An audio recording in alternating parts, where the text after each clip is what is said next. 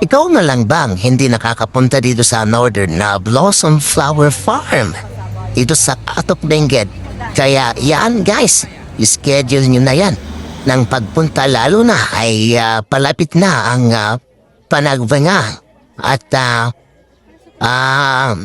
makita nyo rin itong napakagandang mga farm nitong flowers guys. Iba-iba. Kaya alam niyo yun, talagang sinasuggest siya ng tao, talagang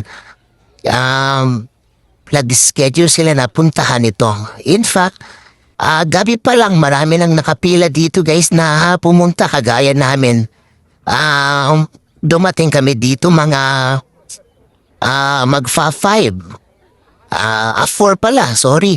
So after 4 a.m. ayun, pinapasok na kami mga 6 na ata yun. At anyway, so yun, ang saya pag andito ka sa area na ito guys ng Northern Blossom Farm, Flower Farm.